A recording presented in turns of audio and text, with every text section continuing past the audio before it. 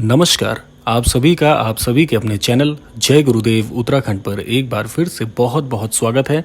आशा करते हैं कि आप और आपके परिजन सभी स्वस्थ होंगे। इसी कामना के साथ बढ़ते हैं आज के अद्भुत क्रमांक की ओर। तो आज के क्रमांक में हम बात करने वाले हैं 3 ऐसे चमत्कारिक उपायों के बारे में जो कि आपके जीवन में आपको प्रत्येक कार्य में सफलता दिलाने में पूरी तरह से सहायक होंगे। ये 3 उपाय करना कोई बहुत मुश्किल कार्य नहीं है। ये तीनों उपाय इतने सरल हैं कि प्रत्येक व्यक्ति इनको कर सकता है और अपने जीवन में सफलता को अर्जित कर सकता है। तो आइए श्री महाराज जी के आशीर्वाद अनुसार बढ़ते हैं आज के अद्भुत क्रमांक की ओर। आपके लिए 3 ऐसे अद्भुत उपाय लेकर आए हैं जो कि महाराज जी की शिक्षा के अनुरूप आपके जीवन में आपको तो एक अच्छा व्यक्तित्व प्रदान करते ही हैं, साथ साथ में आपके जीवन में आपके जीवन को भी आगे बढ़ाने में बहुत बहुत सहायक होते हैं। तो बढ़ते हैं पहले अद्भुत उपाय की ओर। पहला अद्भुत उपाय आपके जीवन का क्या है, आपको क्या उपाय करना है। सबसे पहली बात, एक बात आप सदैव याद रखें, महाराज जी कहते हैं कि इस पूरी सृष्टि में जितने भी लोग रहते हैं वे भिन्न नहीं है। हर व्यक्ति समान है, हर व्यक्ति के विचार समान है। महाराज जी के कहने का आशय है कि प्रत्येक व्यक्ति को एकत्व के भाव से देखना चाहिए। इस समाज में भिन्नता नहीं है। महाराज जी जो कहते हैं कि सभी को समान दृष्टि से देखो, अगर हम इस पर थोड़ा सा प्रकाश डालते हैं तो हमें ज्ञात होता है कि महाराज जी हमें क्या सिखाना चाहते हैं। आइए बात करते हैं कि इस उपाय में आपको क्या अद्भुत मिलेगा। आपको एक दृष्टिकोण तैयार करना है। इस उपाय के अंतर्गत आपको यह दृष्टिकोण रखना है कि यह समस्त समाज एकत्व भाव में है, ना कि भिन्न भाव में। यानी कि हर एक व्यक्ति को स्वयं से जोड़कर देखिए। स्वयं से कैसे जोड़ेंगे? जिस प्रकार से हम अपने परिवारजनों को समझते हैं, जिस प्रकार से हम अपने परिवारजनों से स्नेह करते हैं, प्रत्येक व्यक्ति को आपको अपने परिवार का ही सदस्य मानना है। इस प्रकार का दृष्टिकोण क्या होगा कि समाज में आपको यश की प्राप्ति तो करवाएगा ही, क्योंकि जो जो जन आपसे मिलेंगे वो आपसे इतने प्रेरित होंगे कि इस व्यक्ति का दृष्टिकोण कितना सुंदर है। दूसरा, इसमें आशीर्वाद की भावना छुपी हुई है। आशीर्वाद आपको कैसे मिलेगा? देखिए, इसमें आपको चहुमुखी आपके जीवन का विकास होगा। पहला ये कि अगर आप इस दृष्टिकोण को रखते हुए अपने जीवन में आगे बढ़ते हैं, सबसे पहले जो प्रसन्न होंगे वो है श्री महाराज जी।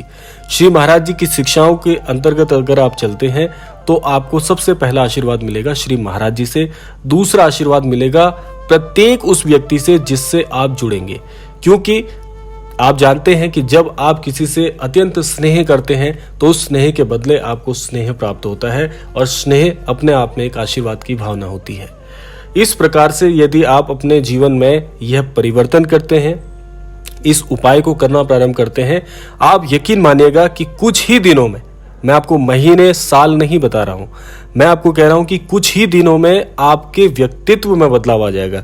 जब आपके व्यक्तित्व में बदलाव आएगा तो आप इस बात का आभास कर पाएंगे कि मेरा जीवन अब जाकर एक सही मार्गदर्शन की ओर बढ़ रहा है, और धीरे धीरे यह नियम, यह उपाय आपकी एक आदत बन जाएगा। और जब यह आपकी आदत बन जाएगा तो आप स्वयं देखिएगा, आपको किसी से पूछने की आवश्यकता नहीं है।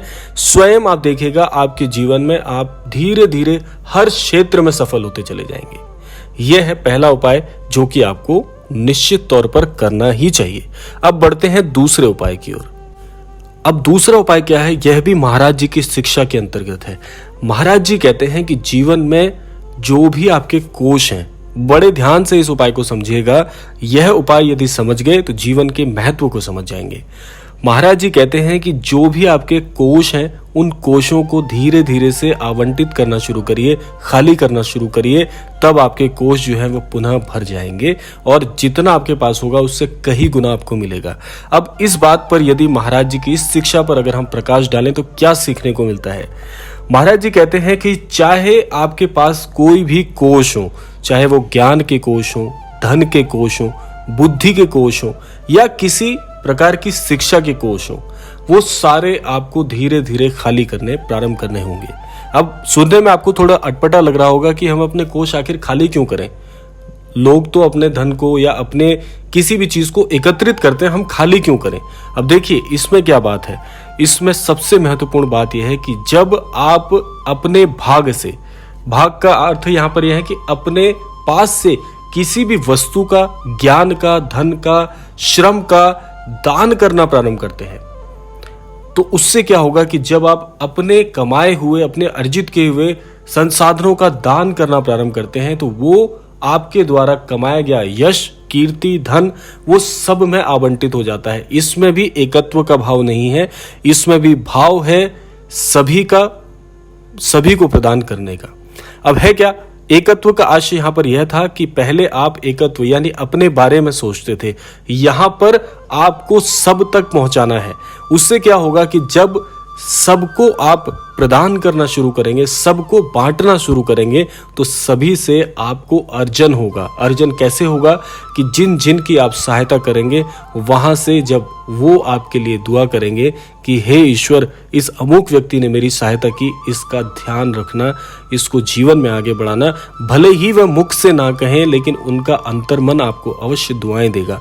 और जब जितनों को आपने प्रदान किया होगा, उतनी तरफ से आपको दुआएं मिलेंगी, उनकी अच्छाई मिलेगी, आपको यश की वृद्धि होगी, साथ साथ में आपके भाग्य में वृद्धि होगी, आपके संसाधनों में वृद्धि होगी।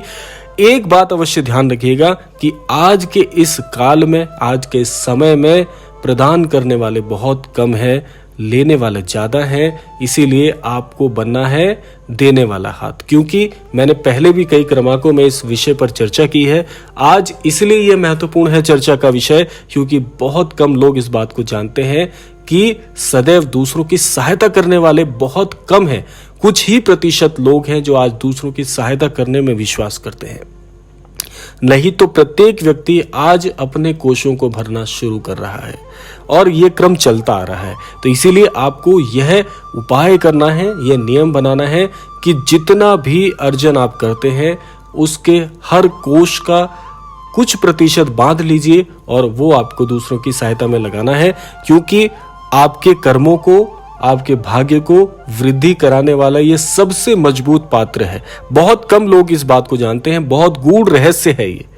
तो इसीलिए आपको इस क्रम में कार्य करना है और देखिए आपका भाग्य कैसे, आपके भाग्य में वृद्धि होती है, कैसे आप अपने जीवन में परिवर्तन देखेंगे। ये किसी से कहा सुनी बात नहीं है, इसको अनुभव आपने स्वयं करना है। और ये बहुत सटीक उपाय मैं आपको बता रहा हूं, इसका अनुसरण करिए और देखिए क्या परिवर्तन होता है।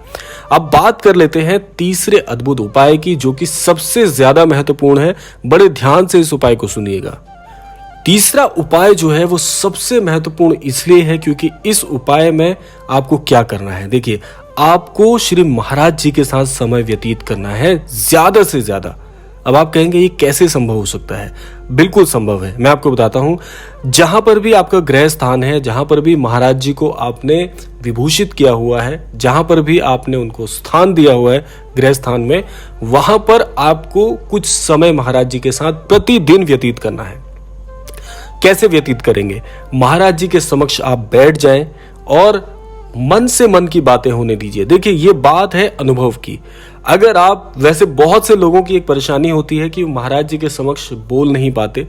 प्रारंभ में ये बात मेरे साथ भी होती थी कि हम खुल के अपनी बात कहने में हिचकिचाते हैं या थोड़ा सा हमें अटपटा सा लगता है।